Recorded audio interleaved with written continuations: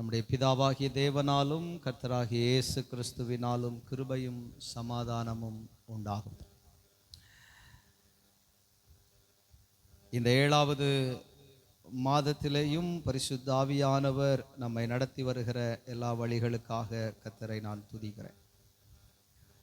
ஆண்டவர் நல்லவர், அவர் நன்மைகளை செய்கிறார்.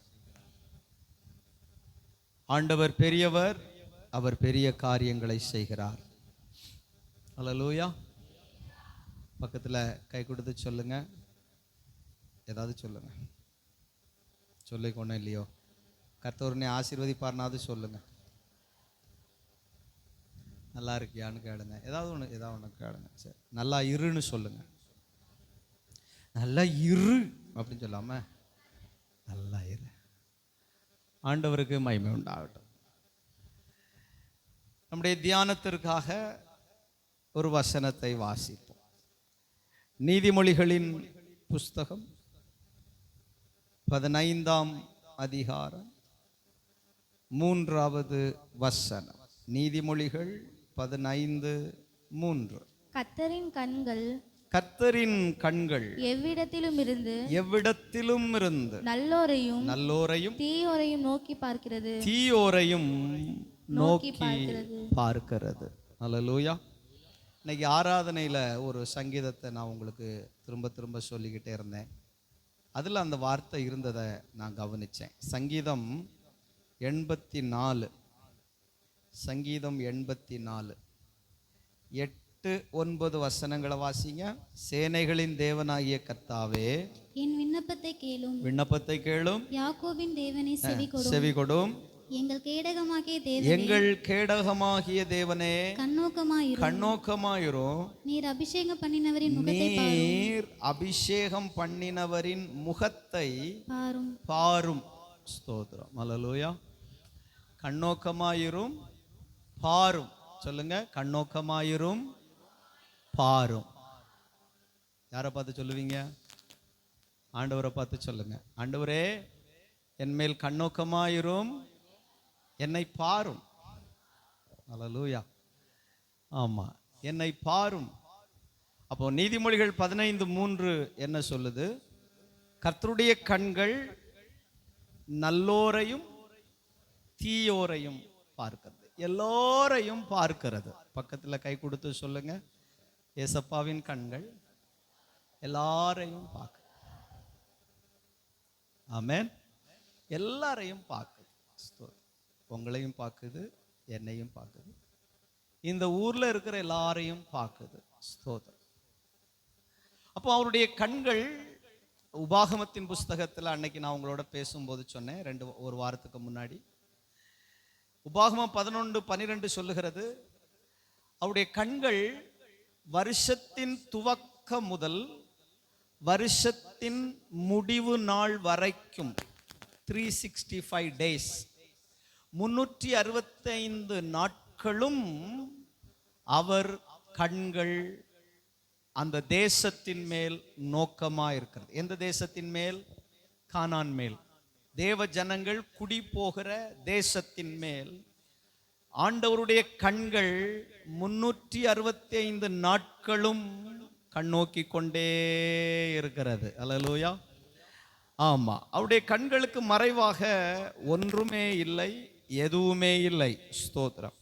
இப்போ 2 காரியங்களை அன்றைக்கு நான் உங்களோட பேசினேன். ஒன்று, கர்த்தருடைய கண்கள் நம்மேல் வைக்கப்படும் போது நம்முடைய வாழ்விலே தடைகள் உடையும், தடைகள் மாறும் என்று நான் உங்களுக்கு சொன்னேன். ஸ்தோத்திரம். வேலை தடைபடாதபடிக்கு, இல்லையா? ஞாபகம் இருக்கா? ஞாபகம் இருக்குன்னா ஒரு அல்லேலூயா சொல்லுங்க பாப்போம். லெட்டர் எழுதி, லெட்டர் தரியு ராஜாவுக்கு போயிட்டு ரிட்டர்ன் வர்ற அந்த இடைவெளியின் காலங்களில் ஆலய வேலையை தடை செய்வதற்காக சத்துரு தீர்மானித்திருந்த போது கர்த்தருடைய கண்கள் ஜனங்கள் மேல் இருந்தபடியினால், வர்றது போல வரட்டும், போறது போல போகட்டும், நீங்கள் இந்த வேலையை செய்யுங்கள் என்று சொல்லி தேவன் தம்முடைய கண்களை அவர்கள் மேல் வைத்து தடைகளை உடைத்து நடத்தினதை நாம் வேதத்திலே கவனித்தோம். அல்லேலூயா. இரண்டாவதாக ஸ்தோத்திரம். நன்மை உண்டாகும்படி தேவனுடைய கண்கள் தேவ ஜனங்கள் மேல் இருக்கிறதை ஆண்டவர் எரேமியாவின் புஸ்தகத்திலே சொன்ன ஒரு வார்த்தையை நான் உங்களுக்கு காட்டி கொடுத்தேன். ஸ்தோத்திரம். அது ரொம்ப அற்புதமானது. என்ன நான் உங்களுக்கு சொன்னேன்னா, ஆண்டவர் தான் அவங்கள தூக்கி வீசிட்டார். எங்க வீசினார் ஆண்டவர்? எங்க வீசினாரு? இஸ்ரவேல் ஜனங்களை எங்க வீசினாரு? பாபிலோனுக்கு வீசினார். 70 வருஷம் அடிமைத்தனத்துக்கு. ஏன்னா இவங்க பாவம், இவங்க கீழ்ப்படியாமை, இவங்களுடைய ஸ்தோத்திரம் சுய வழி, இது நிமித்தம் ஆண்டவர் அவர்களை தூக்கி வீசிட்டார். தூக்கி வீசிட்டு அப்புறம் அவருக்கு தூக்கம் வரல. கடைசி ஜெபம் நடத்தும் போது தானியேலின் சம்பவம் ஆவியானவர் நமக்கு நினைவுபடுத்தி கொடுத்தார். பிரசங்கம் முடிச்சு ஜெபம் பண்ற நேரத்தில் அந்த வசனத்தை வாசிங்க. தானியேலின் தீர்க்க தரிசன புஸ்தகத்துல தானியேல சிங்க குகையில தூக்கி போட்டுருவார் ராஜா. 6வது அதிகாரம் 18ல இருந்து வாசிங்க. 18, 19, 20 வசனம். பின்பு ராஜா தன் அரமனைக்கு போய் முழுதும் போஜன பண்ணாமலும் கீதவாத்தியம் முதலானவைகளை தனக்கு முன்பாக வர விட்டார். பின்பு அப்படின்னா மேல இருந்தே வாசிக்கலாமா? 18ல வாசிங்க. எங்க தூக்கி போட்டாங்க? 18, 16. அப்பொழுது ராஜா கட்டளையிட அவர்கள் தானியேலை கொண்டு வந்து அவனை சிங்கங்களின் கெபியிலே போட்டார்கள். போடும்போதே ராஜா சொல்றாரு, நீ இடைவிடாமல் ஆராதிக்கிற உன் தேவன் உன்னை தப்புவிப்பார்ப்பா அப்படின்னு சொல்லிட்டாரு. இப்போ எங்க வரணும் அப்படின்னா ஸ்தோத்திரம் 18வது வசனம். ராஜா தன் அரமனைக்கு போய் முழுவதும் அவருக்கு சாப்பிட மனம் இல்ல. ஆமா, எந்த மியூசிக்கும் பிளே பண்ண விடல. அவனுக்கு நித்திரையும் தூக்கமும் வரல. யாருக்கு? ராஜாவுக்கு. ஸ்தோத்திரம். தூக்கி போட்டது யாரு? ராஜாதான். தூக்கி போட உத்தரவு போட்டது ராஜாதான். தானியேலை தூக்கி சிங்கக்கபியில போட்டுட்டு இப்ப தானியேலுக்கு தூக்கம் வரல, சாப்பிட மனம் இல்ல. எந்த என்டர்டெயின்மெண்ட்லிக்கும் அவன் தன்னை ஈடுபடுத்த அவனுக்கு மனம் இல்லை. 19ஆம் வசனம். காலமே கிழக்கு வெளுக்கும் போது ராஜா எழுந்திருந்து தீவிரமாய் போனான். அல்லேலூயா. இதைத்தான் ஆண்டவர் செய்கிறார் எரேமியாவில். ஸ்தோத்திரம். இஸ்ரவேல் ஜனங்கள் தேவனுக்கு பிரியமில்லாததை செய்த போது இஸ்ரவேல் ஜனங்களை ஆண்டவர் பாபிலோனுக்கு விற்று போட்டார். அப்படின்னா தூக்கி வீசிட்டார். பாபிலோனுக்கு வீசிக்கிட்டு எட்டி பார்க்கிறார். ஐயோ, என் ஜனம் இல்லையா, வீசிட்டேனே, இவங்களை என்ன பண்றது அப்படின்னு அவருக்கு இப்ப தூக்கம் வரல. ஸ்தோத்திரம். நம்ம வேணா நிம்மதியா கடந்து உறங்கலாம். தானியேல் நிம்மதியா கடந்து உறங்கினான் இல்லையா? சிங்கக்கபியில தானியேல் ரொம்ப நிம்மதியா தூங்கினான். அதுபோல அப்போஸ்தலர் நடபடிகள் 12ஆம் அதிகாரம் நினைக்கிறேன், 12ஆம் அதிகாரத்துல பேதுருவை சிறைச்சாலையில தூக்கி போட்டிருந்த போது அவன் அங்க நல்லா தூங்கினான். ஸ்தோத்திரம். அல்லேலூயா. அதுபோலதான் நிறைய ஜனங்கள் ஸ்தோத்திரம் பாடுகளின் மத்தியிலையும் தூங்குறவங்க இருக்காங்க. அல்லேலூயா சொல்லுங்க பாப்பா. பிரச்சனையின் மத்தியிலையும் தூங்குறவங்க இருக்காங்க. அவங்களுக்கு எந்த கவலையும் கிடையாது. ஸ்தோத்திரம். ஜெபிக்கணும்னோ, உபவாசம் இருக்கணும்னோ, சர்ச்சைக்கு வரணும்னோ, ஆராதிக்கணும்னோ, தேவ சமூகத்தில் காத்திருக்கணும்னோ எந்த உணர்வுமே இல்லாத ஒரு ஜனக்கூட்டம் போட்டோம். இப்போ இங்க ஸ்தோத்திரம் ஆண்டவர் இஸ்ரவேல் ஜனங்களை நீங்க கவனிச்சீங்கன்னா ஆண்டவர் சொல்லுவாரு, நான் உன்னை மறுபடியும் உனக்கு நன்மை உண்டாக்குவேன், என் கண்ணை உன் மேல வச்சிருக்கேன், உன்னை நான் தூக்கி எடுப்பேன், நீங்க மனம் திரும்பி வரணும்னு சொல்லுவாரு. ஸ்தோத்திரம். நீங்கள் மறுபடியும் திரும்பி என்னிடத்திலே வர வேண்டும் என்று சொல்லுவார். உங்க பொல்லாத வழிகளை விட்டு, உங்களுடைய துர்க்குணங்கள் எல்லாம் விட்டுட்டு நீங்க திரும்ப வந்தா நான் உங்களை தூக்கி நிறுத்துவேன் அப்படின்னு சொல்லுவார். அல்லேலூயா. கர்த்தருக்கு மகிமை. அதனால ஸ்தோத்திரம். உங்களை ஏதாவது ஒரு பிரச்சனையில் ஆண்டவர் தூக்கி போட்டாருன்னு வைங்களேன், அல்லது நீங்களே போய் விழுந்துட்டீங்கன்னு வைங்களேன், கடந்து உறங்கப்படாது. ஸ்தோத்திரம். அல்லேலூயா. ஏதாவது ஒரு பிரச்சனையில், ஏதாவது ஒரு கஷ்டத்தில், ஏதாவது ஒரு போராட்டத்தில் நீங்க வீசப்படும் போது, நீங்க சிக்கும் போது எப்போதும் போல இருக்கப்படாது. உங்க ஜெபத்தை அதிகரிக்கணும், உங்க உபவாசத்தை அதிகரிக்கணும், உங்க வேத தியானத்தை அதிகரிக்கணும், உங்க ஆராதனை நேரங்கள் அதிகரிக்கணும். தேவனோட கிட்டி சேர்கிற அனுபவத்தை நீங்க அதிகரிக்கும் போது கர்த்தர் உங்களுக்காக இறங்கி வந்து உங்களுக்கு நன்மை உண்டாகும்படி தம்முடைய கண்களை உங்கள் மேல் அவர் வைத்து உங்களுக்கு அவர் நன்மை செய்ய நல்லவராக இருக்கிறார். உம்மழகான கண்கள் என்னை கண்டதாலே முடிந்ததென்று நினைத்த நான் உயிர் வாழ்கின்றேன். உம்மழகான கண்கள் என்னை கண்டதாலே முடிந்ததென்று நினைத்த நான் யாரும் அறியாத என்னை நன்றாய் அறிந்து தேடி வந்த நல்ல நேசரே. யாரும் அறியாத என்னை நன்றாய் அறிந்து தேடி வந்த நல்ல நேசரே. உம்மழகான கண்கள் என்னை கண்டதாலே முடிந்ததென்று நினைத்த நான் உயிர் வாழ்கின்றேன். உம்மழகான கண்கள் என்னை முடிந்ததென்று சேர்ந்து பாடுங்க எல்லாரும். தூக்கி எறியப்பட்ட என்னை வேண்டுமென்று சொல்லி சேர்த்து கொண்ட நல்ல நேசரே. தூக்கி எறியப்பட்ட என்னை வேண்டுமென்று சொல்லி சேர்த்து கொண்ட நல்ல நேசரே. உம்மழகான கண்கள் என்னை முடிந்ததென்று நினைத்த நான் உம்மழகான கண்கள் என்னை கண்டதாலே முடிந்ததென்று நினைத்த நான் ஒன்றுமில்லாத என்னை உம் காருண்யத்தாலே உயர்த்தி வைத்த நல்ல நேசரே. ஒன்றுமில்லாத என்னை உம் காருண்யத்தாலே உயர்த்தி வைத்த நல்ல நேசரே. உம்மழகான கண்கள் என்னை கண்டதாலே முடிந்ததென்று நினைத்த நான் உம்மழகான கண்கள் என்னை கண்டதாலே முடிந்ததென்று நினைத்த நான் உயிர் வாழ்கின்றேன். அல்லேலூயா. கர்த்தர் நல்லவர். இன்றைக்கும் ஒரு 3 வசனங்களை 3 வேத பகுதிகளை கர்த்தருடைய கண்கள் நோக்கமாய் இருக்கிற 3 காரியங்களை நான் உங்களோடு பகிர்ந்து கொள்ள விரும்புகிறேன். நேரம் இருக்கிறதின் அடிப்படையில் வாசிக்கலாம். 2 நாளாகமத்தின் புஸ்தகம் 16ஆம் அதிகாரம் அதனுடைய 9வது வசனம். 2 நாளாகமம் 16ஆம் அதிகாரம் 9வது வசனம். தம்மை பற்றி உத்தம இருதயத்தோடு இருக்கிறவர்களுக்கு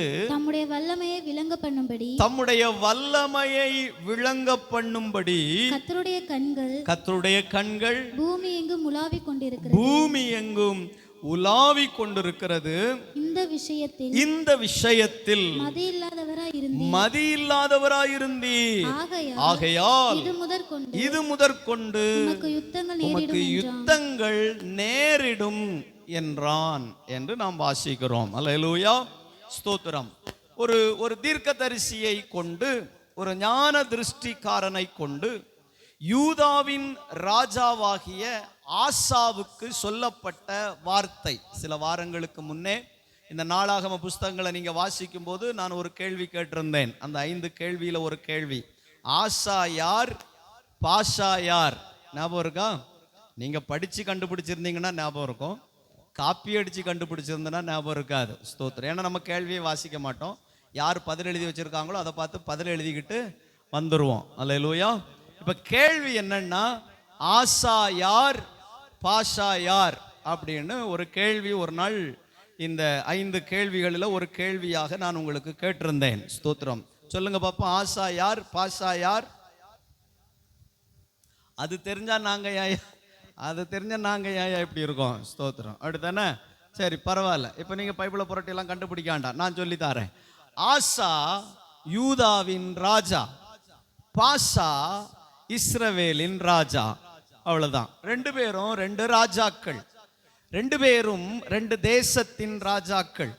இஸ்ரவேலை ரெண்டாக பிரித்த போது யூதாவுக்கு ராஜாவாக ஆசா அவன் வழிமுறையிலே அவன் வந்து சேருகிறான். இஸ்ரவேலுக்கு சமாரியாவை தலைநகரமாய் கொண்டு பாசா ராஜாவாக வந்து சேருகிறான். இப்ப இங்க நடக்கிற சம்பவம் என்னன்னு நீங்க கவனிங்க. 16ஆம் அதிகாரத்தின் 1வது வசனத்திலிருந்து வாசித்தீங்கன்னா அங்க சொல்லப்பட்டிருக்கும், இஸ்ரவேலின் ராஜாவாகிய பாசா யூதாவின் ராஜாவுக்கு விரோதமாய் யுத்தம் பண்ணும்படியாய் வந்தான் என்று சொல்லப்பட்டிருக்கிறது. வாசிங்க முதல் வசனம். இஸ்ரவேலின் ராஜாவாகிய பாசா யூதாவுக்கு விரோதமாய் வந்து ஒருவரும் யூதாவின் ராஜாவாகிய ஆசாவினிடத்துக்கு போக்குவரத்துமாய் இராதபடிக்கு ராமா குறுக்க ஒரு காம்பவுண்ட கட்டிட்டான். அப்படின்னு ஒரு பட்டணத்தை கட்டினான். இங்கேருந்து அங்க போக்குவரத்து இராதபடிக்கு, யாரும் யூதாவோடு கூட போக்குவரத்து வச்சுக்க கூடாது. ஸ்தோத்திரம். அல்லேலூயா. எப்படி? யாரும் யூதா கூட, சொல்லுங்க சகோதரர்களும் சொல்லுங்க, யாரும் யூதா கூடால போக்குவரத்து அப்படின்னா யாரும் பேச்சுவார்த்தை வச்சுக்கிடப்படாது. யூதா கிட்ட யாரும் பேசிடப்படாது, யூதா கிட்ட யாரும் பேசப்படாது, யூதா கூடால யாரும் வணிகம் வச்சுக்க கூடாது. ஸ்தோத்திரம். யூதான்னா யாரு? கர்த்தரை ஆராதிக்கிற கூட்டம், தேவனால தெரிந்தெடுக்கப்பட்ட கூட்டம். ஸ்தோத்திரம்.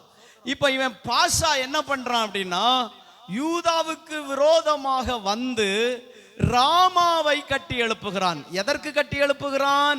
யாரும் யூதா கிட்ட பேசப்படாது, யூதாவை தனித்து விட்டுறணும். ஸ்தோத்திரம். அல்லேலூயா.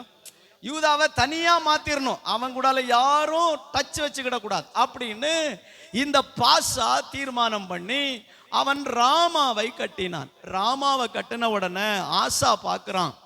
யாரு? யூதா ராஜா, யூதாவின் ராஜா ஆசா பார்க்கிறான். என்னடா என்னைய தனியா ஆக்கும்படி, எல்லாரும் என்கிட்ட இருந்து விலகி நிற்கும்படி எனக்கு நடுவுல நீ ராமாவை கட்டுறியா?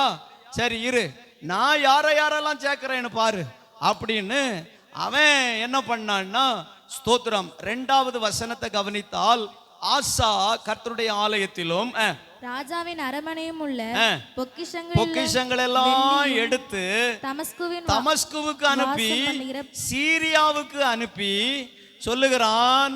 அங்க இருக்கிற ராஜாக்கள் எல்லாம் பார்த்து சொல்லுகிறான், எனக்கும் உமக்கும் என் தகப்பனுக்கும் ஏற்கனவே நமக்கு உடன்படிக்கை உண்டே, ஆகவே எனக்கு உதவி செய்யும்படி நீங்கள் வர வேண்டும் அப்படின்னு ஆசா கூப்பிடுறான். நான் சொல்ற கதை உங்களுக்கு புரியுதா? ஸ்தோத்திரம். புரிஞ்சிச்சுன்னா ஒரு அல்லேலூயா சொல்லுங்க, புரியாட்டாலும் ஒரு அல்லேலூயா சொல்லுங்க. அப்ப கொஞ்சம் கேசி இருக்கதான் செய்யுது. இப்ப எல்லாரும் சேர்ந்து ஒரு அல்லேலூயா சொல்லுங்க. அல்லேலூயா. கர்த்தர் நல்லவர். ஆசா யாரு? ஐசக் சொல்லுவான். இப்போ ஆசா யாரு? எந்த நாட்டு ராஜா? இஸ்ரவேல் ராஜாவான். என்ன பண்ண இவனெல்லாம்? தோத்துறோம். தலைகீழ தான் நாட்டணும். அந்த அடுப்பு நோண்டி தலைகீழ நாட்டி மூக்குக்குள்ளால சாம்பலை விட்டு தோத்துறோம். ஆசா யூதாவின் ராஜா, பாசா இஸ்ரவேலின் ராஜா. எழுதி வச்சிருக்கியால மாங்கா மண்டையா? எழுதிட்டியால? வேக்க மண்டை மாதிரி உட்கார்ந்துருக்கணும் சபையில. ஆசா இஸ்ரவேலின் ராஜா, பாத்தீங்களா? யூதாவின் ராஜா, பாசா இஸ்ரவேலின் ராஜா. பாசா என்ன பண்ணா, ஆசாவுக்கு எதிரா ஒரு பட்டணத்தை கட்டினான், ஒரு காம்பவுண்ட் கட்டினான். கட்டுவாங்க பாருங்க நம்ம ஊர்கள் எல்லாம், அந்த வீட்டுக்காரங்க இந்த வீட்டுக்கு வந்துடக்கூடாது, இல்ல இந்த வீட்டுக்காரங்க அந்த வீட்டுக்கு போயிடும். அதனால நடுவில் ஒரு காம்பவுண்டு.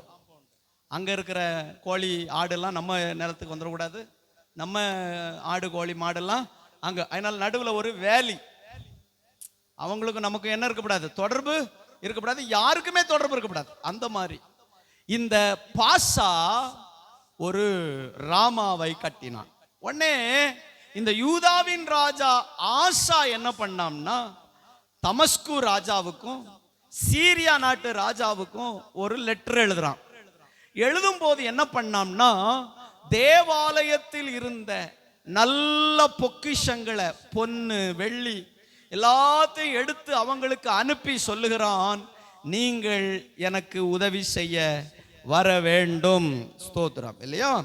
4வது வசனத்தை வாசிங்க. பென்னாதாத் ராஜாவாகிய ஆசாவுக்கு செவி கொடுத்து பென்னாதாத் ராஜாவாகிய ஆசாவுக்கு செவி கொடுத்து தனக்கு உண்டான எல்லாரையும் கொண்டு வந்து இஸ்ரவேலின் பட்டணங்களுக்கு விரோதமாக வந்து முறியடித்தான். முறிய அடித்தார்கள். ஸ்தோத்திரம். இத பாசா கேட்கிறான். அதாவது ஆசாவுக்கு சப்போர்ட் பண்றதுக்கு யாரெல்லாம் வந்தாங்க? தமஸ்குல இருந்தும் சீரியா நாட்டு ராஜாவும் ஆசாவுக்கு சப்போர்ட் பண்ண வந்து பாசாவுக்கு எதிராக யுத்தம் பண்ணி கோட்டையை பிடித்து கொண்டார்கள். 6வது வசனம். அப்பொழுது ராஜாவாகிய ஆசா யூதா அனைத்தையும் கூட்டிக் கொண்டு போய் பாஷா கட்டின ராமாவில இருந்த கற்களை எல்லாம், ஏன்னா யுத்தத்துல இவன் போய் கற்கள் எல்லாம் உடைச்சு போட்டான். யாரு? ஆசாவுக்கு ஆட்கள் யாரெல்லாம்? ஆட்கள், ஆசாவின் ஆட்கள் யாரு? ஆசாவுக்கு உதவி செஞ்சவங்க யாரு? ஆஷான்னா உங்க ஊர் ஆஷா கிடையாது, இது ஆசா. ஆசாவுக்கு உதவி செஞ்சது யாரெல்லாம்? தமஸ்கு ராஜாவும் சீரியா ராஜாவும். அங்க ஒரு பெயர் சொல்லப்பட்டிருக்கிறது, பென்னதாத். சொல்லுங்க, பென்னாதாத். இவன் ஆசாவுக்கு சப்போர்ட் பண்றான். சப்போர்ட் பண்ணி ராமாவை இடிச்சு போட்டாங்க. ராமாவை கட்டினது யாரு? பாஷா. ராமாவை கட்டினது யாரு? பாஷா. ராமாவை கட்டினது யாரு? பாஷா. ஏன் கட்டுனா? ஆசா கூடால யாரும் தொடர்பு வைக்க கூடாது. மறுபடியும் கேட்க, நல்லா தெளிவா சொல்லுங்க. யூதாவுக்கு ராஜா யாரு? இந்த பக்கம் சத்தம் வரமாட்டுக்கு ஆண்கள் சைடுல. யூதாவுக்கு ராஜா யாரு? ஆசா. இஸ்ரவேலுக்கு ராஜா யாரு? பாஷா. இப்ப பாஷா ஒன்ன கட்டுனா, அது பேர் என்னது? ராமா. ஸ்தோத்திரம். எதுக்கு கட்டுனா? ஆசா கூடால யாரும் தொடர்புல இருக்கக்கூடாது. ஸ்தோத்திரம். அதனால ஆசா என்ன பண்ணனா? சொல்லுங்க. ஆசா என்ன பண்ணா? தேவாலயத்தில் இருந்த பொக்கிஷங்கள் எல்லாம் எடுத்து, தேவாலயத்தில் இருக்கிற பொக்கிஷங்கள் எல்லாம் எடுத்து, சோத்திரம், அவன் சீரியாவுக்கு அனுப்புறான், தமஸ்குவுக்கு அனுப்புறான். அனுப்பி அங்க இருக்கிற ராஜா கிட்ட ஹெல்ப் கேட்கிறான், வந்து எனக்கு உதவி செய்யுங்க. அப்போ பென்னதாத் என்கிற அந்த ராஜா, என்ன அவர் பேர் என்னது? பென்னதாத் என்கிற அந்த ராஜா வந்து ராமாவை இடித்து போட்டான். சொல்லுங்க, ராமாவை இடித்து போட்டான். ராமாவை கட்டினது யாரு? ஷா மட்டும் தான் கேக்கு, ஆவா பாவா. பாஷா. ராமாவை கட்டினது யாரு? பாஷா. ஸ்தோத்திரம். எதுக்கு கட்டுனாங்க? ஆசாவு கூடால யாரும் தொடர்புல இருக்கக்கூடாது. ஸ்தோத்திரம். அதனால இப்ப ஆசா என்ன பண்ணுனா, தேவாலயத்திலிருந்து பொன்னு வெள்ளி பொக்கிஷங்கள்லாம் எடுத்து, சோத்திரம், தமஸ்குவுக்கும் சீரியாவுக்கும் அனுப்பி ஆட்களை வர வச்சு ராமாவை தகர்த்துட்டான். இப்ப ஆசா என்ன பண்றான்னு கவனிங்க. ஆசா எந்த நாட்டு ராஜா?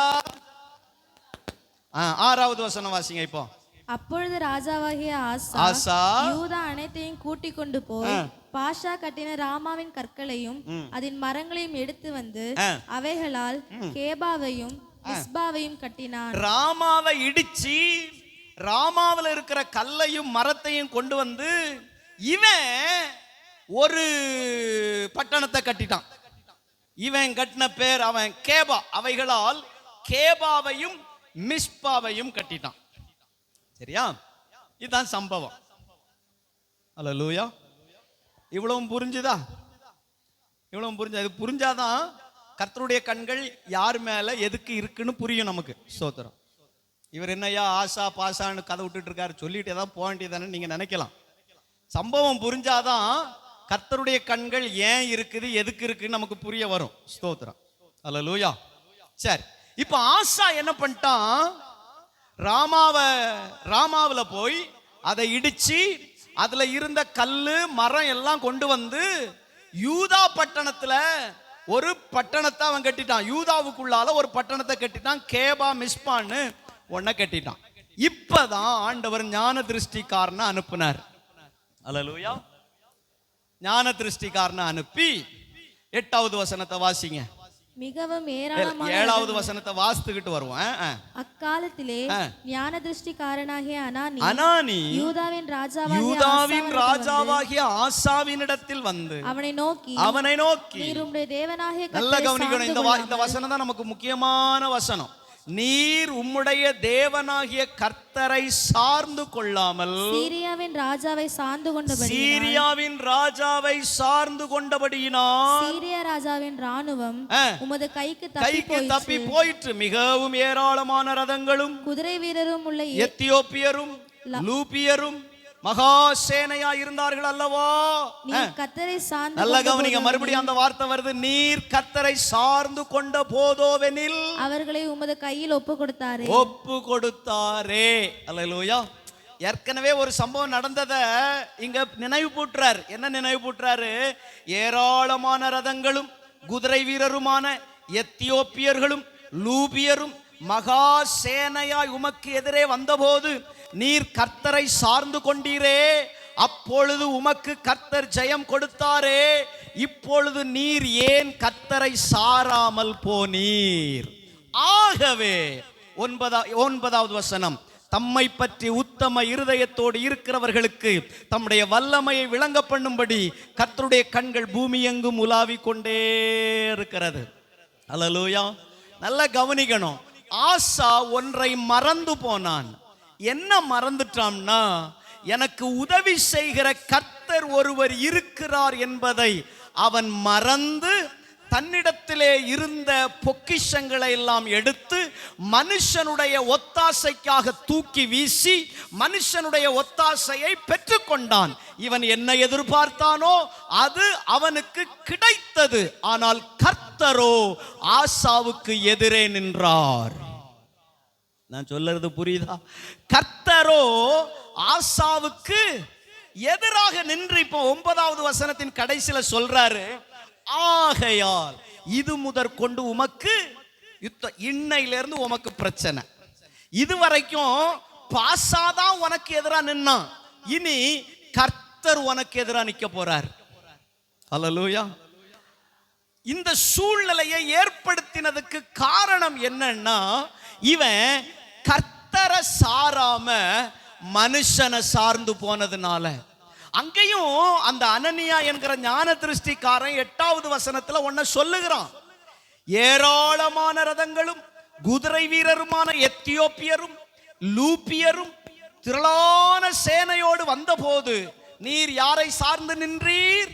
கர்த்தரை சார்ந்து நின்றீர். ஒரு காலத்துல ஒரு 5 வருஷத்துக்கு முன்னாடி, ஒரு 10 வருஷத்துக்கு முன்னாடி இப்ப வந்த பிரச்சனையை விட ஒரு பெரிய பிரச்சனை வந்தபோது யாரை சார்ந்து நின்றாய்? ஆசா யாரை சார்ந்து நின்றாய்? கர்த்தரை சார்ந்து நின்றாய். அது நடந்து 5 வருஷம் 10 வருஷம் ஆயிடுச்சு. இப்ப இன்னும் ஒரு பிரச்சனை இப்ப வருது. இப்ப இந்த பிரச்சனையில ஆசா யாரை சார்ந்து நிக்கிறான்? ஏன்னா தனக்கிட்ட பொக்கிஷம் இருக்கு, நிறைய யுத்தம் பண்ணி நிறைய சம்பாதிச்சு ஆலயத்துல எல்லாம் சேர்த்து வச்சிருக்கிறார் சேஃப்டியா. இப்ப அங்க போய் வெள்ளியையும் பொன்னையும் எடுத்துட்டு போய் மனுஷ உதவியை சார்ந்து நிற்கிற ஆசா, அவனுக்கு ஜெயம் கிடைச்சது, அவனுக்கு வெற்றி கிடைச்சது, அவன் ஒன்னும் தோற்று போகல, ஆசா தோற்று போகல. ஆனா கர்த்தர் அவனுக்கு எதிராக யுத்தம் பண்ண ஆரம்பிச்சார். அல்லேலூயா. அப்ப கர்த்தருடைய கண்கள் ஒருவர் மேல நோக்கமா இருக்கான், ஒருத்தர் மேல நோக்கமா இருக்கான். எதுக்கு நோக்கமா இருக்கான்? என்னை சார்ந்திருக்கிறவர்களுக்கு நான் உதவி செய்யும்படி அவர் தம்முடைய கண்களை நோக்கமா வைத்திருக்கிறார். ஆமென். மறுபடியும் சொல்றேன், கர்த்தர் யார் மேல அவருடைய கண்ணை பதிச்சிருக்கிறார்னா, கர்த்தரை சார்ந்து கர்த்தருடைய ஒத்தாசையை எதிர்பார்க்கிறவர்கள் மேல் அவர் தம்முடைய கண்களை வச்சு அவர்களுக்கு உதவி செய்ய விரும்புகிறார். அல்லேலூயா. இந்த கண்களை நம்ம பெற்றுக்கொள்ளணும். நிறைய நேரங்களில் மனுஷனை நம்ம சார்ந்து போயிடுறோம். ஸ்தோத்திரம் இல்லையா? மனுஷனை சார்ந்து போயிடுறோம். இங்க பாருங்க எவ்வளவு அழகா இருக்கு பாருங்க. ஆசா ஆமென் மனுஷனை சார்ந்து போயிட்டான். அந்த ரெண்டு வார்த்தையை மறுபடியும் வாசிங்க. 7ஆம் அதிகாரத்துல 1 2 3 4வது லைன்ல இருந்து வாசிங்க பார்ப்போம். நீர் உம்முடைய தேவனாகிய என்ன வசனத்தை காணலையா? 2 நாளாகமோ 16:7 நீர் உம்முடைய தேவனாகிய கர்த்தரை சார்ந்து கொள்ளாமல் சீரியாவின் ராஜாவை சார்ந்து கொண்டபடியினால் சீரியா ராஜாவின் ராணுவம் உமது கைக்கு தப்பிற்று. உமக்கு ஜெயம் கிடைச்சிடுச்சு. மனுஷனை நம்பி போன ஜெயம் கிடைச்சிடுச்சு. அடுத்த வசனத்துல 8வது வசனத்துல மிகவும் ஏராளமான அது ஏற்கனவே நம்ம பல தடவை சொல்லியாச்சு. நான் வேகமா சொல்லிடுறேன். 8வது வசனத்துல என்ன சொல்லப்படுது? ஏற்கனவே உனக்கு ஒரு பிரச்சனை வந்தபோது கர்த்தரை சார்ந்திருந்தாய், அப்போ உனக்கு ஜெயம் கிடைச்சது. அல்லேலூயா. பக்கத்துல கை கொடுத்து சொல்லுங்க. கர்த்தரை சார்ந்தாலும் காரியம் நடக்குது, மனுஷனை சார்ந்தாலும் காரியம் நடக்குது. அல்லேலூயா. அப்போ என்னையா நம்ம போயிட்டே இருக்க வேண்டியதானே அப்படின்னு நீங்க நினைக்கலாம். ஆனா அடுத்த வசனம் தான் ரொம்ப முக்கியம். ஆமென். 9வது வசனம் ரொம்ப முக்கியம். வசனம் சொல்லுகிறது, இது முதற்கொண்டு உமக்கு யுத்தங்கள் ஏன் உனக்கு இனி இன்னையிலிருந்து உனக்கு யுத்தம் தான்டா, உன்னை வச்சுக்கிறேன்டா. அல்லேலூயா. ஒன்னே ஒரு கை பார்த்துக்கிறேன்டா. ஆமென். யாருக்கு சொல்றாரு? ஆண்டவர் ஆசாக்கு சொல்றாரு. ஆண்டவர் சொல்றாரு, உன்னைய நான் ஒரு கை பார்த்துக்கிறேன், என்னைய சாராம உன்னையே நான் பார்த்துக்கிட்டு இருக்கிறேன். அந்த வசனம் பாருங்க. 9வது வசனம், தம்மை பற்றி உத்தம இருதயத்தோடு இருக்கிறவர்களுக்கு தம்முடைய வல்லமையை விளங்க பண்ணும்படி என்ன செய்யறாராம்? கர்த்தருடைய கண்கள் பூமி எங்கும் தம்முடைய வல்லமையை விளங்க பண்றதுக்கு ஆசா மேல கண்ணை வச்சிருக்கிறாரு. ஆனா இவன் என்ன பண்ணிட்டான்? மனுஷனை நம்பி போய் காரியத்தை வாய்க்க பண்ணிட்டான். ஆண்டவர் பார்க்கிறாரு, நான் உனக்கு உதவி செய்யலான்னு உன் மேல என் கண்ணை வச்சுக்கிட்டு பார்த்துக்கிட்டே இருந்தா நீ இன்னொருத்தனை சார்ந்துட்டியப்பா அப்படின்னு அவனுக்கு விரோதமாய் ஆண்டவர் எழும்பி நிற்கிறத நம்ம பார்க்கிறோம். ஸ்தோத்திரம். எழும்பி நிற்கிறத குறித்து நான் இப்ப பேச வரல. நான் போன வாரம் பேசும்போதே உங்களுக்கு சொல்லிட்டேன். நான் 2 கோணத்துல இதை நம்ம பேசணும். கர்த்தருடைய கண்களை நான் ஒரு கோணத்தை மட்டும்தான் உங்களோட பேச விரும்புறேன். கர்த்தருக்கு மகிமை உண்டாகட்டும். அது என்ன அப்படின்னா, கர்த்தருடைய கண்கள் எனக்கு நன்மை செய்யும்படி அல்லது எனக்கு உதவி செய்யும்படி, நான் அவரை சார்ந்து நிற்கும் போதெல்லாம் எனக்கு உதவி செய்யும்படி என் மேல் கர்த்தருடைய கண்கள் வைக்கப்பட்டிருக்கிறது. ஆமென்.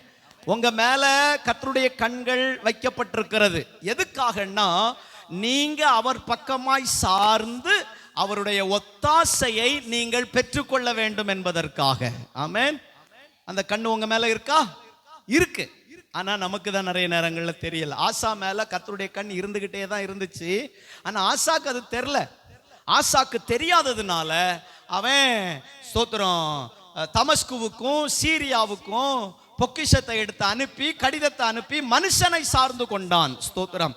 ஆனால் தேவ பிள்ளைகளே, இந்த காலை வேளையில நீங்களும் நானும் ஒன்றை புரிந்து கொள்ளணும். எனக்கு ஒத்தாசை அனுப்பும்படி கர்த்தருடைய கண்கள் எப்போது என் மேல நோக்கமா இருக்கு. நான் கர்த்தரை சார்ந்து இருக்கணும். நான் கர்த்தரை சார்ந்து இருந்தா என் மேல ஒரு கண் இருக்கு, அந்த கண் எனக்கு ஒத்தாசை அனுப்பும். ஆமென். நம்ம யாரை பார்க்கிறோங்கிறது முக்கியம். தாகம் கொண்ட தேவஜனம், அவர் அப்படி எழுதினாரு, ஆனா வானம் பார்க்கல. அல்லேலூயா. தாகம் கொண்ட தேவஜனம் வானமா பார்த்துச்சுது? இஸ்ரவேல் ஜனங்களை சொல்லுங்க பாப்போம். வானமா பார்த்துச்சுது? கல்லை எடுத்துக்கிட்டான். மோசேயை தான் பார்த்தான் இல்லையா? 6 லட்சம் புருஷர்களும் மோசேயை பார்த்தார்கள். யோ, தண்ணி கூட கொடுக்காம என்னையா தண்ணி கூட தர மாட்டேங்கிற, எங்களை சாகடிக்கவா கொண்டு வந்த? கண்மலையை பார்க்கல. ஆனா எழுதினவர் எழுதினாரு, நமக்காக எழுதினார். அல்லேலூயா. இஸ்ரவேல் ஜனத்துக்காக எழுதல, நமக்காக எழுதினார். தாகம் கொண்ட தேவஜனம் வானம் பார்க்குது, ஆவல் கொண்ட கண்மலையும் கூட செல்லுது. தாகம் கொண்ட தேவஜனம் வானம் பார்க்குது, ஆவல் கொண்ட கண்மலையும் கூட செல்லுது. என் ஏக்கமெல்லாம் என் தேவன் தீர்ப்பார், சந்தோஷம் நான் காணுவேன். என் ஏக்கமெல்லாம் என் தேவன் தீர்ப்பார். தேவா நான் எதினால் விசேஷித்தவன், ராஜா நான் அதை தினம் யோசிப்பவன். தேவா நான் எதினால் விசேஷித்தவன், ராஜா நான் அதை தினம் யோசிப்பவன். எதினா இது எதினா நீர் என்னோடு வருவதினா, எதினா எதினா நீர் என்னோடு வருவதினா. அப்போ தாகம் ஏற்படும் போது நம்ம யாரை பார்க்கணும்? யாரை பார்க்கணும்? என்னைய ஒரு கண்ணு பார்த்துக்கிட்டு இருக்குல்ல, அந்த கண்ணை நான் பார்க்கணும். ஆமென். அவர் இஸ்ரவேலை காக்கிறவர், உறங்குகிறதும் இல்லை போன முறை பேசும்போது சொன்னேன், போன வாரத்துக்கு முந்தின வாரம் பேசும்போது சொன்னேன், அவர் தன்னுடைய இமைய கூட தட்டி முழிக்கிறதே இல்லை இல்லையா? அந்த வார்த்தை ரொம்ப அழகான வார்த்தை. ஸ்தோத்திரம். ஏசாயாவில் நம்ம வாசிக்கிறோம், இமை பொழுது உன்னை, அப்படின்னா கண்ணை தட்டி கண்ணை தட்டி திறக்கிறதுக்குள்ளால உனக்கு ஏதாவது ஒன்று நடந்துருங்கிறதுக்காக வேண்டி அவர் கண்ணு கூட தட்டி முழிக்காம நிற்கிறார். அல்லேலூயா. அப்போ எவ்வளவு அற்புதமான தேவன்னு பாருங்க. அதான் இமை பொழுது நான் கண்ணை தட்டினோம்னா நீ கைவிடப்பட்டது மாதிரி ஆயிரும். அதனால நான் கண்ணை கூட என்ன செய்யல தட்டி முழிக்கல, மூடல இல்ல, தட்டி முழிக்கல. மூடுறது வேற. இப்படி நிறைய பேர் இப்ப மூடி உட்கார்ந்துருக்கிற மாதிரி. அல்லேலூயா. அந்த கண்ணு மூடுதல சொல்லல, கண்ணு தட்டி. ஸ்தோத்திரம். டக்குன்னு தட்டி எடுக்கிற. சரி, அப்போ வசனம் என்ன சொல்லுகிறது? இங்க நம்ம என்ன படிக்கிறோம் அப்படின்னா, நமக்கு ஒத்தாசை அனுப்ப, நம்முடைய தாகம் தீர்க்க. தாகம் கொண்ட தேவஜன வானம் பார்க்குது, ஆவல் கொண்ட கண்மலையும் கூட செல்லுது. என் தேவன் என்ன பண்ணீங்க? என் ஏக்கமெல்லாம் என் தேவன் தீர்ப்பார். என் ஏக்கமெல்லாம் என் தேவன் தீர்ப்பார், என் தாகமெல்லாம் தீர்ப்பார். என்னுடைய தேவையெல்லாம் அவர் சந்திக்கிற ஒரு தேவன். ஸ்தோத்திரம். அவருடைய கண்கள் என் மேல நோக்கமா இருக்கு. ஆசா இதை மறந்துட்டான். ஆசா இதை மறந்து போயிட்டான். மறந்ததுனால அவனுக்கு கேடு. அவன் நினைச்சது நடக்காம போச்சுதா? இல்ல, நடந்துச்சு. அவன் நினைச்சது நடந்துச்சு. ஆனா பிரச்சனை என்னன்னா, கர்த்தர் அவனுக்கு எதிராக யுத்தம் பண்ண ஆரம்பிச்சிட்டார். அது ரொம்ப தவறான ஒரு செயல். நம்முடைய வாழ்க்கையில கர்த்தர் நமக்கு எதிராக யுத்தம் பண்ணிட்டாருன்னா கஷ்டம்தான். மனுஷனுக்கு யுத்தத்தை சமாளிச்சிடலாம், மனுஷன் சண்டையை சமாளிச்சிடலாம். கர்த்தர் சண்டை போட்டாருன்னா எங்க போய் அவர் தேடி கண்டுபிடிக்க? அல்லேலூயா. பக்கத்து வீட்டுக்காரர் சண்டை போட்டாருன்னா தேடி கண்டுபிடிச்சிடலாம்.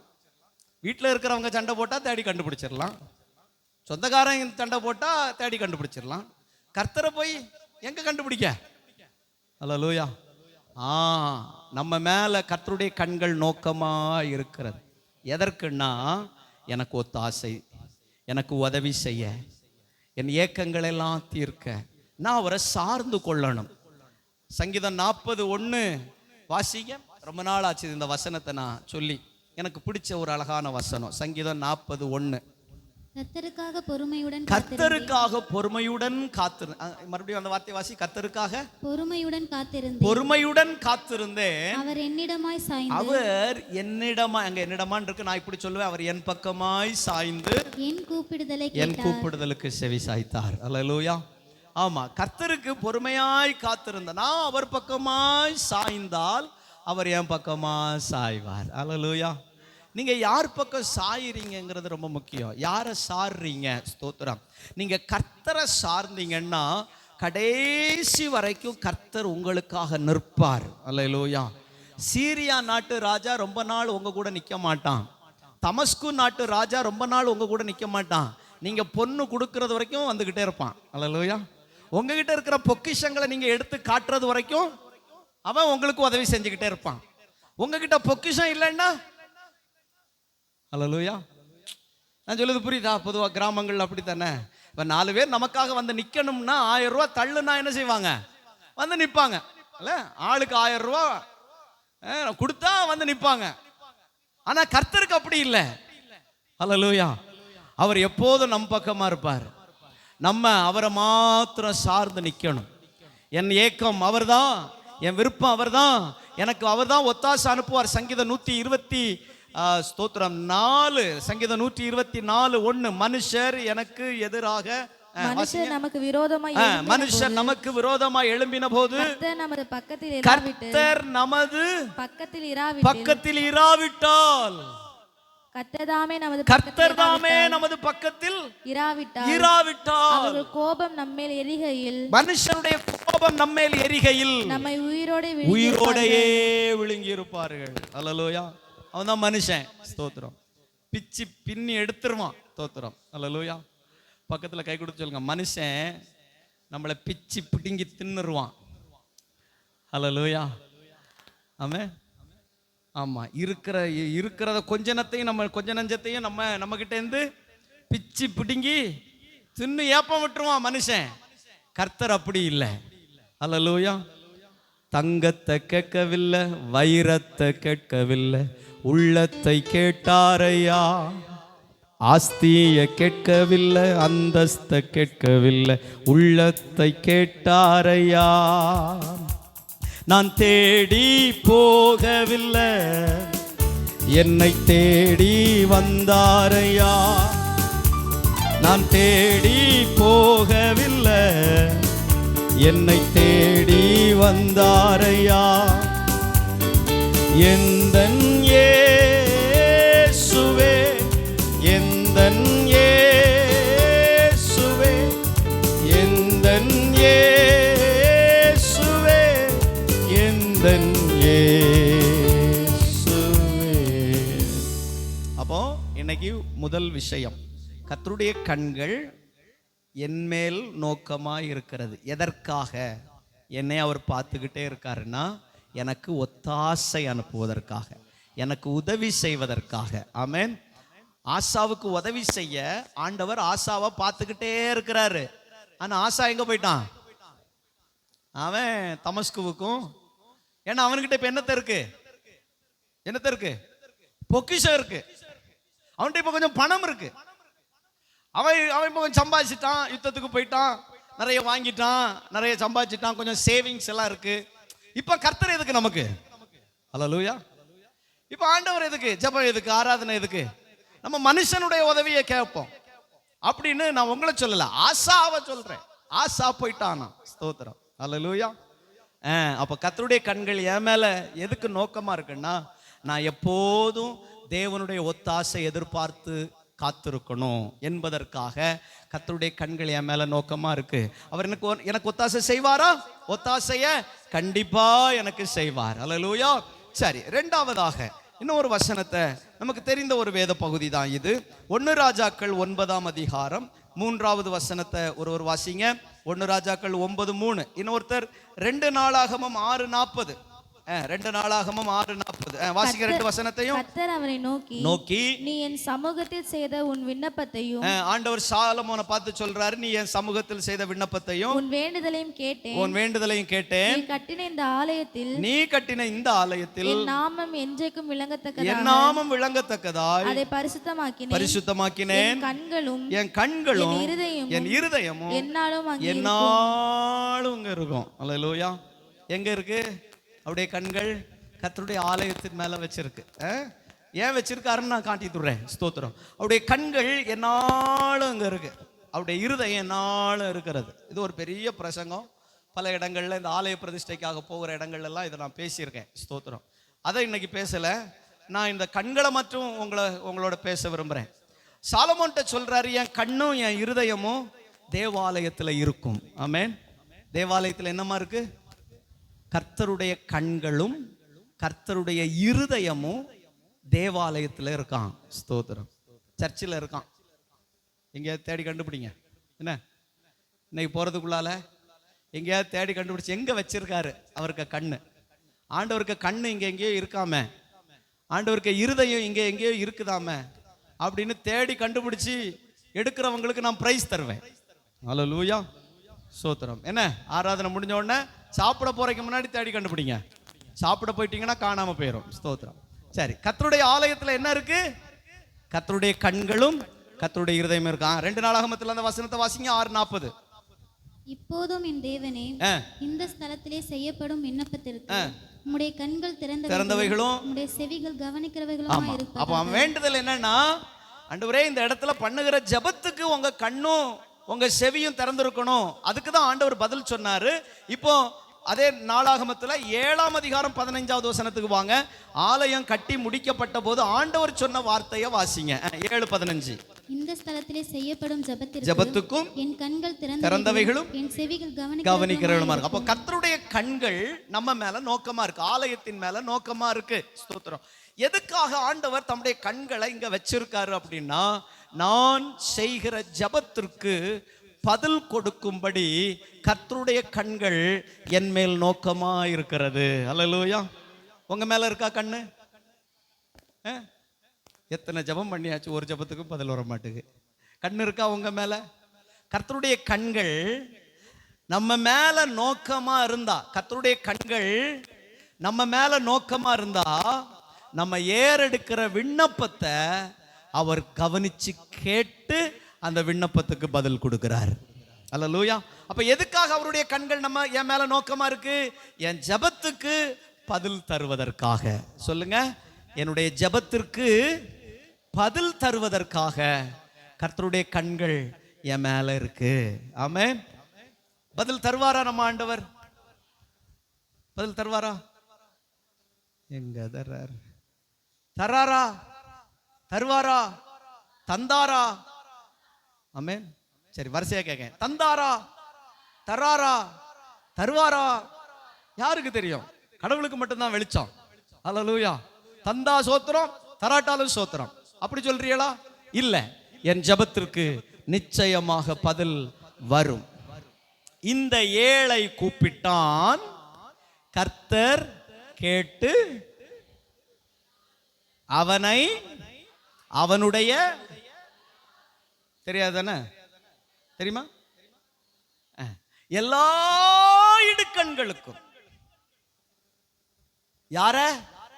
இந்த ஏழைய. அந்த ஏழை என்ன பண்ணா? கர்த்தரை நோக்கி கூப்பிட்டான். கர்த்தர் என்ன செஞ்சாரு? அவனை, அந்த ஏழைய எல்லா இடுக்கண்களுக்கும் ஒண்ணு கூட பேலன்ஸ் வைக்காம எல்லா இடுக்கண்களுக்கும் விலக்கி மீட்டார். வாசிங்க அந்த வசனத்தை இப்போ. அப்ப இன்னும் புரட்டி வைக்கல. அடுத்தன எங்க இருக்குன்னு தெரியாத வசனம் சொல்லிட்டோம், ஆனா இருப்பிடம் எங்களுக்கு தெரியாத சாமி. தோத்திரம். சங்கீதம் 34:6.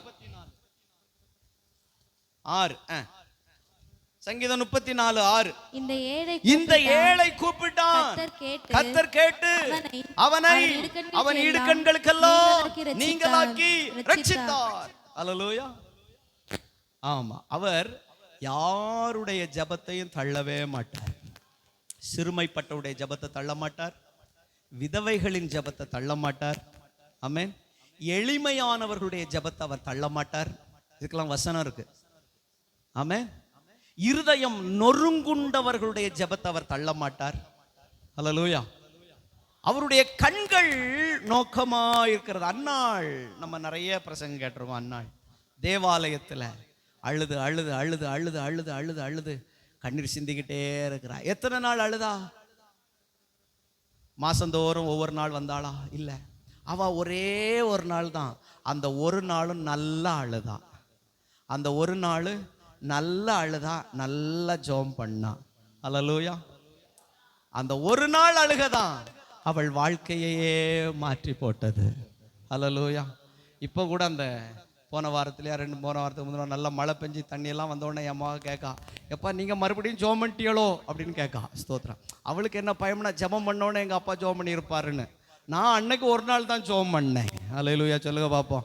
அப்போ ஒரு நாள் தேவ சமூகத்தில் உண்மையா இருதயம் உடஞ்சி முழங்கால நின்னா ஸ்தோத்திரம். சும்மா உப்புக்கு சப்புக்கெல்லாம் கிடையாது. சும்மா சோதரம் சோதரம் ஆண்டவரே சோதரம் சோதரம் அப்பா சோதரம் ஏசப்பா காத்து உள்ளதப்பா ஆண்டவரே. இப்படித்தான் இங்க ஜபம், இப்படித்தான் நடக்கு. நிறைய ஜபங்கள், நிறைய பேர் இங்க உட்கார்ந்து ஜபிக்கிறவங்க ஜபங்கள்லாம், அந்த உபவாச ஜபம் ஆகட்டும், 1 மணி நேர ஜபம் ஆகட்டும், சபையில கூடி 10 பேர் கூடி ஜபிக்கிற ஜபம் ஆகட்டும், 1/2 மணி நேரம் ஜபிச்சா அரை மணி நேரம் தீயா நின்று ஜெபம் பண்ணணும். அல்லேலூயா. 10 மணிக்கு இந்த தொண்டையை திறந்து வாயை திறந்து வர்ற சத்தம் அரை மணி நேரம் ஜெபிக்கிற ஜெபமா இருந்தா அரை மணி நேரமும் ஜெபிக்கணும்.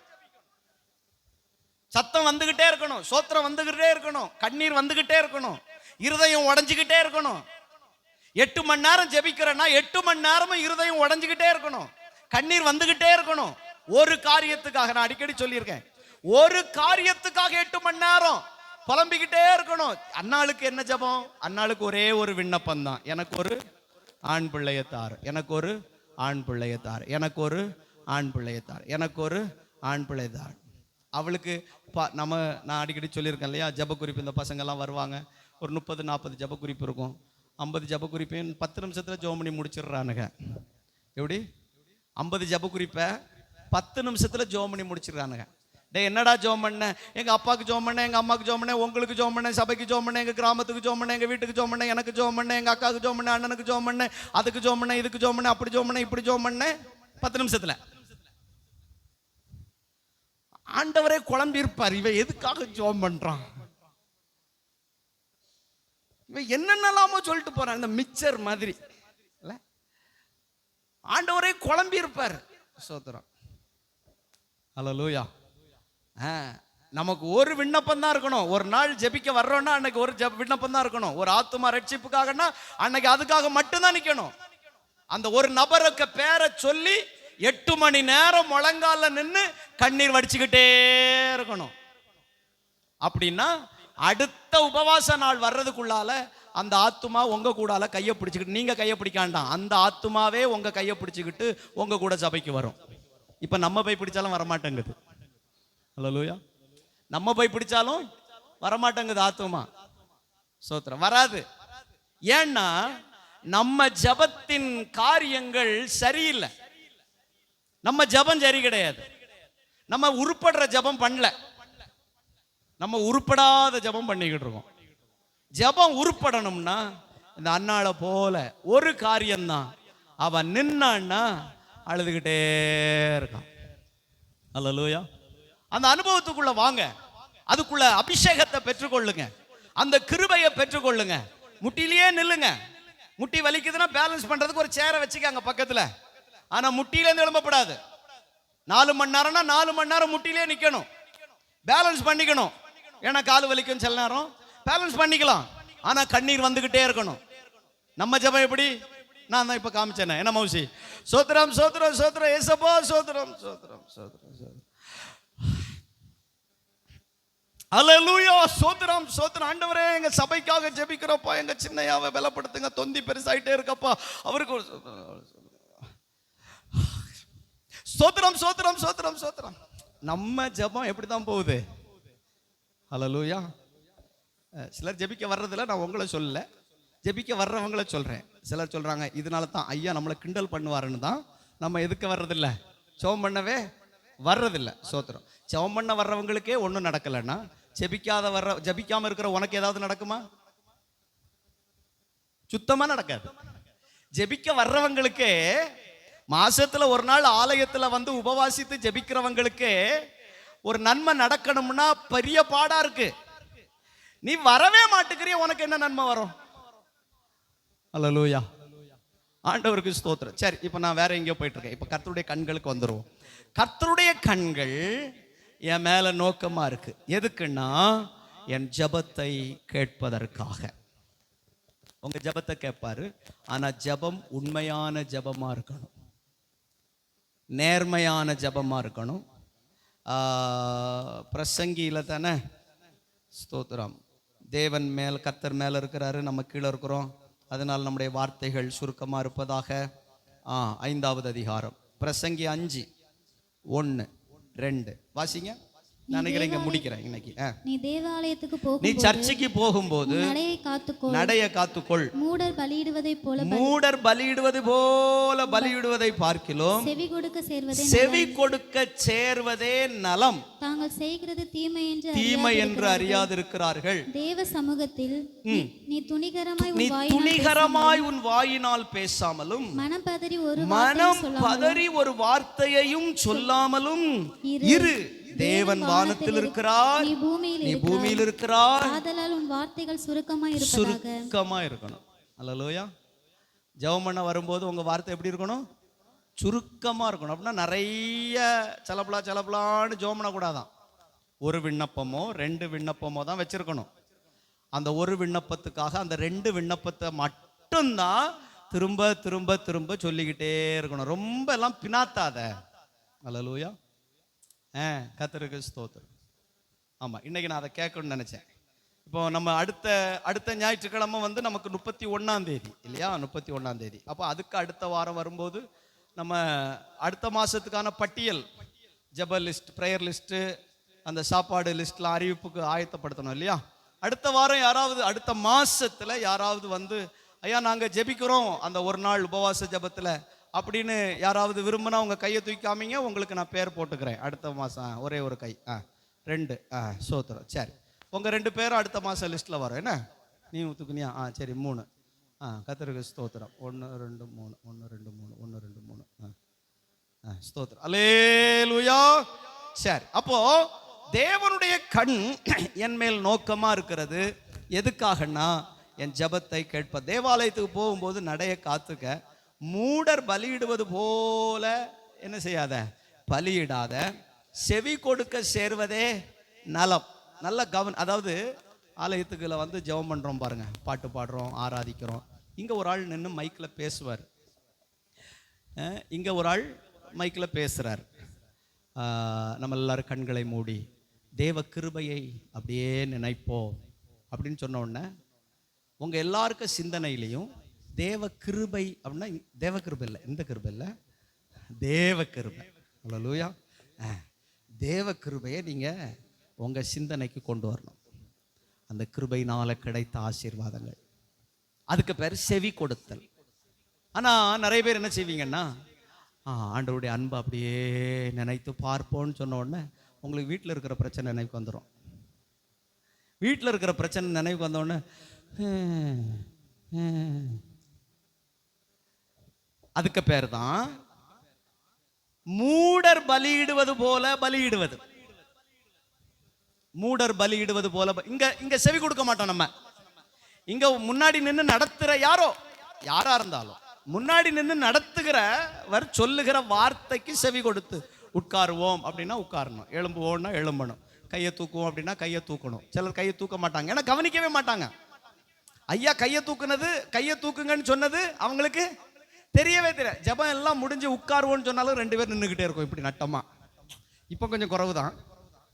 ஸ்தோத்திரம். ஜெபம் முடிஞ்சு இயேசுவின் நாமத்தினால் ஜெபிக்கிறோம் எங்கள் ஜீவனுள்ள நல்ல பிதாவே ஆமேன், உட்காருவோம் அப்படின்னு சொன்னா அங்க 2 பேர் நின்றுட்டே இருப்பாங்க ஆவியில. அப்பதான் ஆவியில் நிரம்புவாங்க அவங்க. ஏன்னா நம்ம பேசுறத செவி கொடுக்காம அவங்க பாட்டுக்கு ஜெபம் பண்ணிக்கிட்டே இருப்பாங்க. அப்படி கூடாது. அது நீங்க தனியா ஜெபம் பண்ண வரும்போது உங்க வார்த்தைகள் சுருக்கமா இருக்கணும், தேவ சமூகத்துல ஜெபிக்கணும். தேவாலயத்துல ஒன்னா கூடி வரும்போது செவி கொடுத்தல் மிகவும் அவசியம். இப்ப கவனிங்க, அன்னாள் நல்லா அப்படியே மெய் மறந்து தான் துக்கத்தினால மன கிளேசத்தினால ஜெபம் பண்ணிக்கிட்டே இருக்கிறா இல்லையா? அழுதுகிட்டே இருக்கிறா, புலம்பிக்கிட்டே இருக்கிறா. ஏலி அந்த அம்மாட்ட போய் பேசுறாரு. அந்த வசனத்தை மட்டும் வாசிங்க. 1 சாமுவேல்ல ஸ்தோத்திரம் 1ஆவது அதிகாரம் ஸ்தோத்திரம் நினைத்து 14ஆவது வசனம். அவளை நோக்கி நீ எது வரைக்கும் வெறித்திருப்பாய். அதாவது அவ புலம்பிக்கிட்டே இருக்கா, ஜோமன்ட்டே இருக்கா, அழுதுகிட்டே இருக்கிறா. பக்கத்துல போய் நீ எது வரைக்கும் வெறித்திருப்பாய் அப்படின்னு சொன்ன உடனே அவளுக்கு இங்கிலீஷ்ல சொல்லுவாங்க, அவ வந்து கான்சியஸா இருக்கிறா. அப்படின்னா உணர்வு உள்ளவளாக இருக்கிறா. நல்லா ஜோம் பண்ணிக்கிட்டே இருக்கும்போது சிலருக்கு தட்டினா கூட தெரியாது, அவ்வளவு நிரம்பிடுவாங்க ஆவியில. எந்த ஆவியில நிரம்புறாங்கன்னு தெரியல. அல்லேலூயா. நீ எந்த ஆவியில நிரம்பினாலும் ஒரு ஆள் கிட்ட வந்து சிஸ்டர் அப்படின்னு சொன்னா உனக்கு, சகோதரிகளுக்கு சொல்றேன், வாலிப பிள்ளைகளுக்கு சொல்றேன், தாய்மார்களுக்கு சொல்றேன், நீ எவ்வளவு ஆவியில நிரம்பினாலும் உன் முக்காடு விலகிறது உனக்கு தெரியணும். உனக்கு உன் முக்காடு விலகிறது உனக்கு தெரியாம நீ ஆவியில நிரம்புனா அது ஆவி இல்லை, அது வேற. அல்லேலூயா. உன் சரீரத்தில் இருக்கிற வஸ்திரங்கள் என்ன, ஆமா, அது ரொம்ப முக்கியமானது. அன்னாள் நல்லா ஜோம் பண்ணிக்கிட்டே இருக்கிறா, அழுது ஜோம் பண்றா, ஏங்கி ஏங்கி ஜோம் பண்றா, பினாத்திக்கிட்டே ஜோம் பண்றா. பக்கத்துல வந்து ஒரு மனுஷன், நீ எவ்வளவு நேரம் வெறித்திருப்பா, கான்சியஸ்ல இருக்கிறா, உடனே பதில் சொல்றா, அப்படிலாம் ஒண்ணும் இல்லை, நான் குடித்து வெறித்தலாம் இல்லை, நான் மனக்லேசம் உள்ள ஸ்திரீ, என் இருதயத்தை ஆண்டவருடைய சமூகத்துல கொட்டிக்கிட்டே இருக்கிறேன். எவ்வளவுதான் தேவ சமூகத்துல கை தட்டினாலும் துள்ளுனாலும் ஆராதிச்சாலும் சத்தம் போட்டாலும் உணர்வோட ஆலயத்துல இருக்கணும். பக்கத்துல கை கொடுத்து சொல்லுங்க, உணர்வோட இருக்கணும். முக்கியமா பெண்களுக்கு, ஏன்னா நீ உங்களுடைய வஸ்திரங்கள் தான் அதில் முக்கியமானது. ஷாலு விலகாம பார்த்துக்கணும், தோத்துறோம், முக்காடு விலகாம பார்த்துக்கணும், முந்தான விலகாம பார்த்துக்கணும், ரொம்ப முக்கியமானது. விலகுச்சுன்னா உங்களுக்கு தெரியணும். அது என்னது, இடுக்கை இழந்தவன் கை போலவா, ஒரு உடுக்கை இழந்த தமிழ் பண்டிட்டானா இருக்கான். ரெண்டும் பக்கத்தில், ரெண்டுமே தமிழா, நீயும் தமிழா, அம்மா ரெண்டு தமிழ் பண்டிட்டா, தோத்திரம். ஆண்டவருக்கு மகிமை உண்டாவதாக. சோத்திரம். எங்க கொண்டு போய் வைக்கவோ இந்த தமிழ் பண்டிட்டுகளை தெரியல. இடுக்கை இழந்த கை போல அப்படின்னா, அப்படி அவருதுன்னு தெரிஞ்சவொடனே கை டக்குன்னு போயிரும்ல. அந்த உணர்வு தேவாலயத்துல ஜோம் பண்ணிக்கிட்டு இருக்கும்போது இருக்கணும். ஸ்தோத்திரம். சரி, அப்போ ஒரு 2 ரகசியம் உங்களுக்கு சொல்லி இருந்துட்டேன்னு நினைக்கிறேன், தெரியல. சரி, அப்போ இப்போ வசனத்துக்கு வந்துடுவோம். கர்த்தருடைய கண்கள் என்மேல் 2 விஷயங்களுக்காக நோக்கமா இருக்குதுன்னு உங்களுக்கு காட்டி கொடுத்துருக்கிறேன். ஒன்று, எனக்கு உதவி செய்யும்படி ஆண்டவர், எனக்கு ஒத்தாசை அனுப்பும்படி ஆண்டவர் என்னைய பார்த்துக்கிட்டே இருக்கிறார். ஆனா ஆசா என்ன பண்ணிட்டான், ஆண்டவருடைய ஒத்தாசையை கேட்காம மனுஷன் மேல சார்ந்து போயிட்டான். அதனால ஆண்டவருக்கு அவனுக்கு மேல கோவம் வந்து ஆண்டவர் சொன்னார், உனக்கு விரோதமா யுத்தம் இனி நடந்துகிட்டே இருக்கும்னு சொன்னார். அப்படி ஒரு சூழ்நிலை நமக்கு வந்துடாம எப்போதும் கர்த்தர் எனக்கு ஒத்தாசை கொடுக்க இருக்கிறாரு அப்படின்ற அந்த நம்பிக்கையோட கர்த்தரை நோக்கி பாருங்க. 2வதாக நான் உங்களுக்கு சொன்னேன், கர்த்தருடைய கண்கள் நம்முடைய ஜெபங்களுக்கு பதில் தரும்படி நம்மை நோக்கி பார்த்து கொண்டே இருக்கிறது. ஆமென். பதில் தருவாரா? சபையார் அப்போஸ்தலர் 12ஆம் அதிகாரத்துல சபையார் ஊக்கமாய் ஜெபித்தார்கள் இல்லையா? ஊக்கமாய் ஜெபித்தார்கள். வாசிங்க அந்த வசனத்தை. அப்போஸ்தலர் 12 5வது வசனம்னு நினைக்கிறேன், 4, 5 அங்க எங்கேயாவது இருக்கும். அப்படியே எத்தனாவது வசனம்? 5. அப்படியே பேதுரு சிறைச்சாலையிலே காக்கப்பட்டிருக்கையில், சிறைச்சாலையிலே பேதுரு காக்கப்பட்டிருக்கையில் சபையார் அவனுக்காக தேவனை நோக்கி ஊக்கத்தோடு ஜெபம் பண்ணாங்க. ஆண்டவர் கேட்டார், தூதனை அனுப்பினார், விடுவித்து கொண்டு வந்தார். என்ன கேட்கிற தேவ பிள்ளையே, உங்க ஜெபத்துக்கு பதில் தருகிற ஒரு தேவன். அன்னாள் ஜெபிச்சான்னு சொல்லிட்டே வந்தேன் இல்லையா? அந்த 18வது வசனத்தை நீங்க கவனிங்க. 18 17 நினைக்கிறேன். 1 சாமுவேல் 1ஆம் அதிகாரத்துல, சமாதானத்துடனே போ, நீ இஸ்ரவேலின் தேவனிடத்தில் கேட்டுக்கொண்ட உன் விண்ணப்பத்தின் படியே. அதுல மாற்றமே கிடையாது. பக்கத்துல கை கொடுத்து சொல்லுங்க, நீங்க ஜோம் பண்ற படியே உங்களுக்கு நடக்கும். எப்படி நடக்கா? நான் ஒண்ணு ஜோம் பண்ணா ஆண்டவர் ஒண்ணு செய்யாரு அப்படின்றீங்களா? இல்ல, நான் என்ன ஜெபிக்கிறேனோ, நான் என்ன வேண்டிக் கொள்ளுகிறேனோ, என்ன கேட்கிறேனோ அதை கர்த்தர் எனக்கு அப்படியே செய்கிறார். செய்றாரா? அப்படி செய்யணும்னா தான் நம்ம ஜெபம் எப்படி இருக்கணும்னு ஃபர்ஸ்ட் சொல்லி கொடுத்தேன். சும்மா அலப்பாம, உப்புக்கு சப்பு ஜெபம் பண்ணாம, பேருக்கு ஜெபம் பண்ணாம, உள்ளம் உடஞ்சி முழங்கால நின்றுட்டோன்னு வைங்களேன், முழங்காலால சாதிக்க முடியாதது எதுவுமே கிடையாது. முழங்காலால சாதிக்க முடியாதது, நீங்க அந்த கதையை கேட்டிருப்பீங்க, நான் சொல்லி முடிக்கிற நேரம் இல்லாதனால. ஸ்தோத்திரம். ஜான் நாக்ஸ்னு ஒரு தேவ மனுஷன் இருந்தார் ஸ்காட்லாந்துல. ஸ்காட்லாந்து தேசத்துல ஜான் நாக்ஸ்னு ஒரு ஊழியக்காரர், தேவ மனுஷன். அவர் எப்போதும் முழங்காலே நின்று ஜெபம் பண்ணுவாராம். நல்லா ஜெபம் பண்ற ஒரு மனுஷன். அப்போ அந்த 2ஆம் உலக மகா யுத்தம் நடந்து கொண்டிருந்த காலம் அது. அவரை குறித்து தேசங்கள் எல்லாம் கேள்விப்பட்டிருந்தது.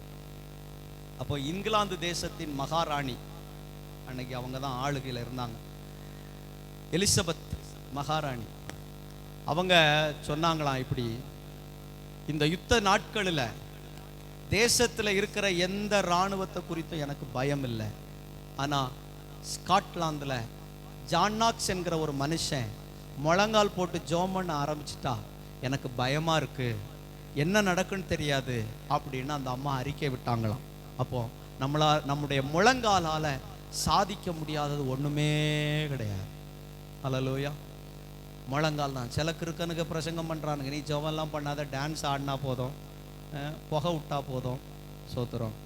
என்ன அப்படிலாம் பிரசங்கம் கேட்குறீங்களா நீங்கள் யூடியூப்பில்? கண்ட பிரசங்கள்லாம் கேட்கக்கூடாது. ஆமாம், நீங்கள் என் பிரசங்கத்தை கேட்குறீங்களா யூடியூப்பில்? பாரு, தூக்கி வீசுறேன்னு வையன் மண் சோத்துறோம். உனக்கு கேட்க விருப்பம் இல்லாட்டாலும் மியூட்லியாவது போட்டு வச்சுக்கிட்டு அது ஓட விடட்டும், கொஞ்ச நேரம் ஓடட்டும், சோத்துறோம்.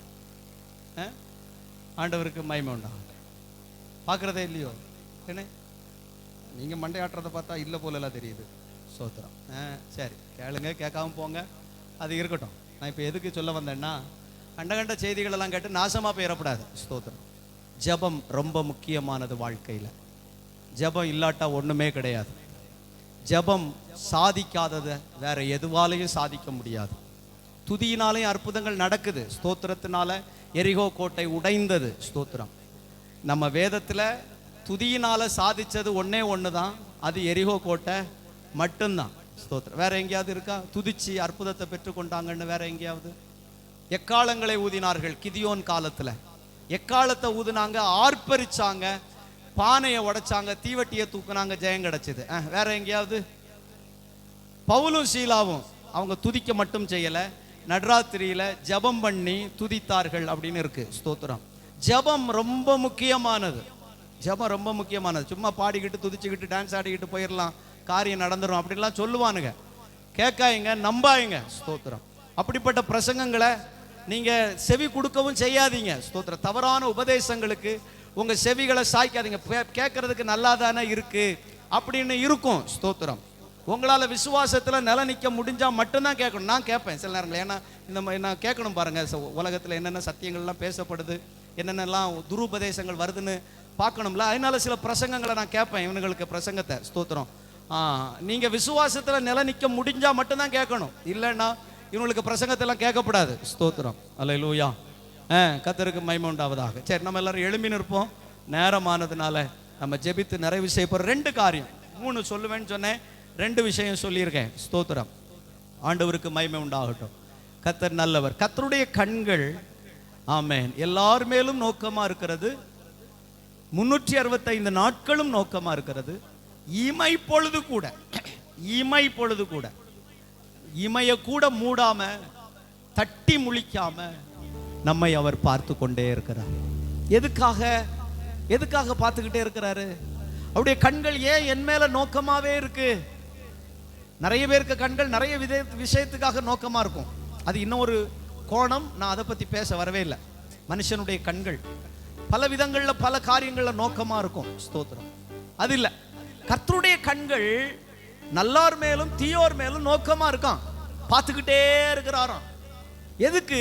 2 விஷயம் இன்னைக்கு சொல்லி கொடுத்துருக்கிறேன். 1, எனக்கு ஒத்தாசை அனுப்ப, எனக்கு உதவி செய்ய. 2, என் ஜெபங்களுக்கு பதில் கொடுக்க, என் விண்ணப்பங்களுக்கு பதில் கொடுக்க கர்த்தருடைய கண்கள் என்னைய பார்த்து கொண்டே இருக்கிறது. இப்போ கேள்வி என்னன்னா, நீங்க ஆண்டவருடைய ஒத்தாசையை கேட்க போறீங்களா, அல்லது ஆசாவை போல மனுஷனுடைய ஒத்தாசையை கேட்க போறீங்களா? கேள்வி என்னன்னா, நீங்க தேவ சமூகத்துல அன்னாள போல முழங்கால நின்று ஜெபிக்க போறீங்களா, அல்லது பல மூடர் பலி செலுத்துகிறது போல பலி செலுத்தி செவி கொடுக்க மறுத்து பல வார்த்தைகளினாலே அலப்பி உங்கள் ஜெப நேரத்தை வீணடிச்சிட்டு போறீங்களா? உங்கள் மேல் அவருடைய கண்கள் நோக்கமா இருக்கு. உங்க மேல கர்த்தருடைய கண்கள் நோக்கமா இருக்கு. 2 விஷயத்துக்காக ஒப்பு கொடுத்து ஜெபம் பண்ணுங்க.